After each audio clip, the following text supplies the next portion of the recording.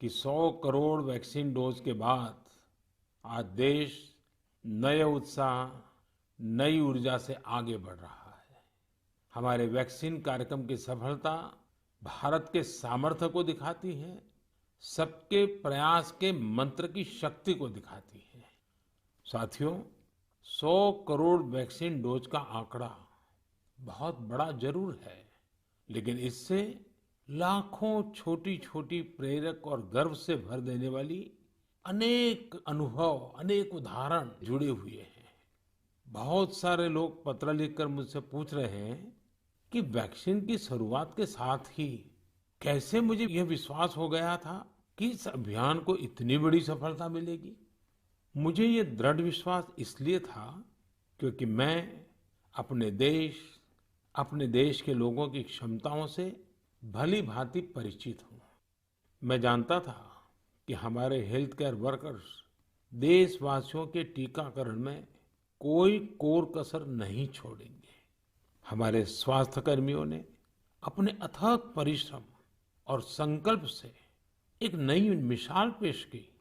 उन्होंने इनोवेशन के साथ अपने दृढ़ निश्चय से मानवता की सेवा का एक नया मानदंड स्थापित किया।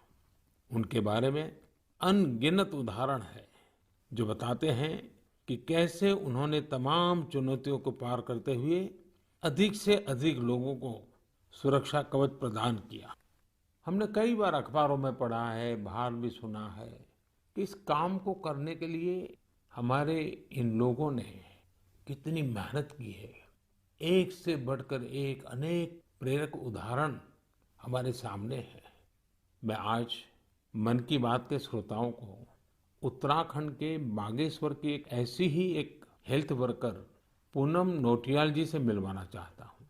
साथियों, ये बागेश्वर उत्तराखंड की उस धरती से है जिस उत्तराखंड ने 100% पहला डोज लगाने का काम पूरा कर दिया है।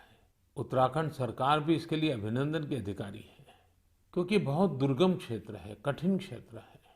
वैसे ही हिमाचल ने भी ऐसी कठिनाइयों में 100% डोज का काम कर लिया है। मुझे बताया गया है कि पूनम जी ने अपने क्षेत्र के लोगों के वैक्सीनेशन के लिए दिन रात मेहनत की है।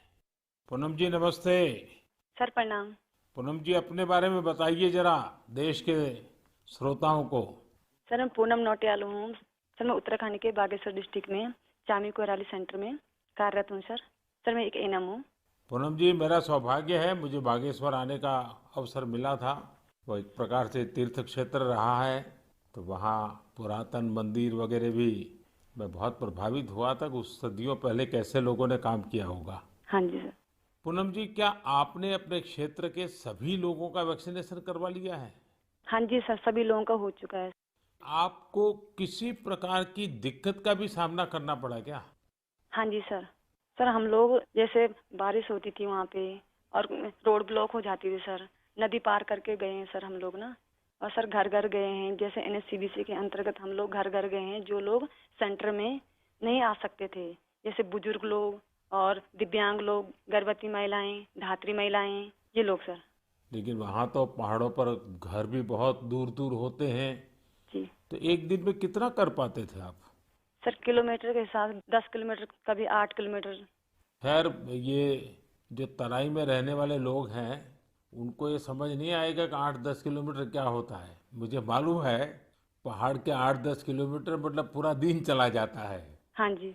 लेकिन एक दिन में, क्योंकि ये बड़ा मेहनत का काम है और वैक्सीनेशन का सारा सामान उठा करके जाना, आपके साथ कोई सहायक रहते थे कि नहीं?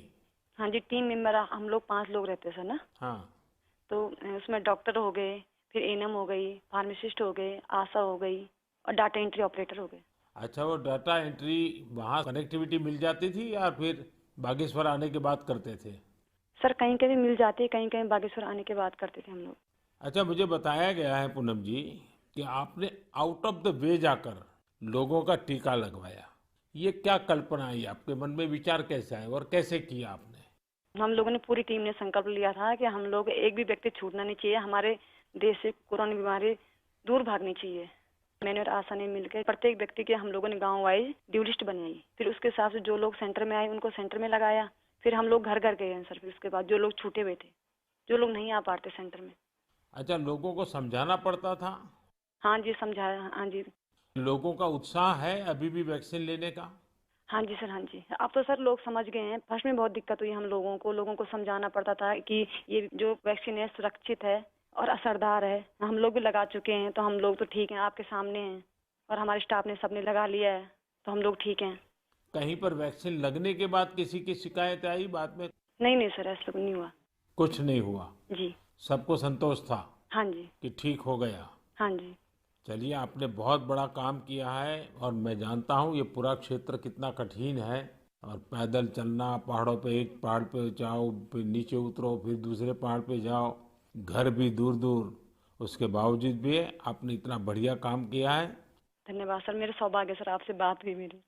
आप जैसे लाखों हेल्थ वर्कर्स ने, उनके परिश्रम की वजह से ही भारत 100 करोड़ वैक्सीन डोज का पड़ाव पार कर सका है। आज मैं सिर्फ आपका ही आभार व्यक्त नहीं कर रहा हूँ, बल्कि हर उस भारतवासी का आभार व्यक्त कर रहा हूँ जिसने सबको वैक्सीन, मुफ्त वैक्सीन अभियान को इतनी ऊंचाई दी, कामयाबी दी। आपको, आपके परिवार को मेरी बहुत बहुत शुभकामनाएं।